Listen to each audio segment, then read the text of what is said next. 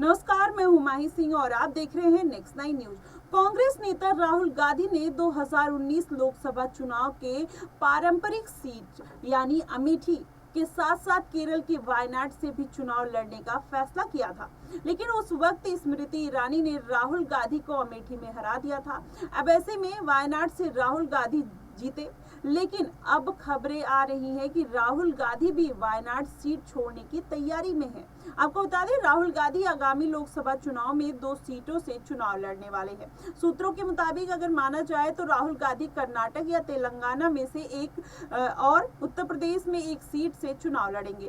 केरल में सीट बंटवारे को लेकर चल रही चर्चा के दौरान ये जानकारी सामने आई है कि इधर इंडियन यूनियन मुस्लिम लीग कांग्रेस की 2 की जगह 3 सीटें देने का दबाव बना रही है। वैसे में IUML वायनाड से चुनाव लड़ने की इच्छुक बताई जा रही है, क्योंकि वायनाड के अधिकांश मतदाता मुस्लिम हैं। इसके साथ ही भारतीय कम्युनिस्ट पार्टी के महासचिव डी राजा की पत्नी एनी राजा को वायनाड के मैदान में उतारा गया है। ऐसे में अगर किसी बड़े नेता की पत्नी राहुल गांधी के खिलाफ चुनाव लड़ेंगी तो भारत गठबंधन के लिए तस्वीर अच्छी नहीं नजर आएगी। ऐसे में इस संबंध में डॉक्टर डी राजा ने कहा कि वायनाड उन 4 सीटों में से एक थी जो CPI ने केरल में LDF गठबंधन से जोड़ी गई थी। उन्होंने कहा कि पार्टी की राष्ट्रीय कार्यकारिणी की बैठक में कांग्रेस को वायनाड छोड़ने के बारे में समझाने के लिए कोई चर्चा नहीं हुई। 2019 के लोकसभा चुनाव में राहुल गांधी ने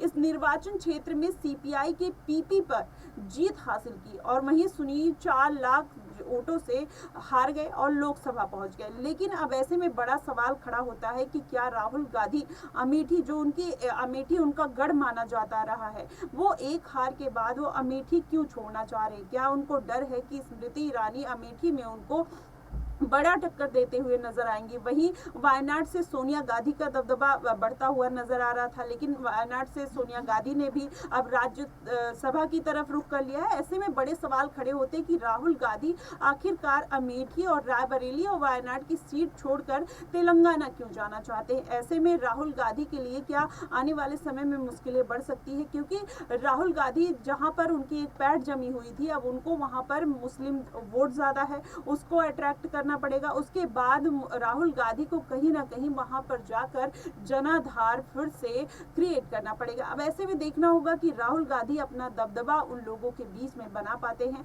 या फिर देखना होगा अमेठी और रायबरेली से प्रियंका गांधी को चुनावी मैदान में उतार सकते हैं। अब ये देखने वाली बात होगी, क्योंकि स्मृति ईरानी अमेठी में राहुल गांधी या प्रियंका गांधी कोई भी चुनाव लड़ता है तो उनको करारी टक्कर देने की तैयारी में है। ऐसे में देखना होगा कि राहुल गांधी क्या अमेठी से या रायबरेली से चुनाव लड़ने का फैसला लेंगे, या फिर अपने किसी खास को ये मौका देते हुए नजर आएंगे। फिलहाल आपकी इस पे क्या राय बनती है, आप हमें कमेंट सेक्शन में जरूर बताइएगा। फिलहाल के लिए बस इतना ही। देश और दुनिया की तमाम खबरों के लिए हमारे साथ बने रहिए नेक्स्ट 9 न्यूज पर।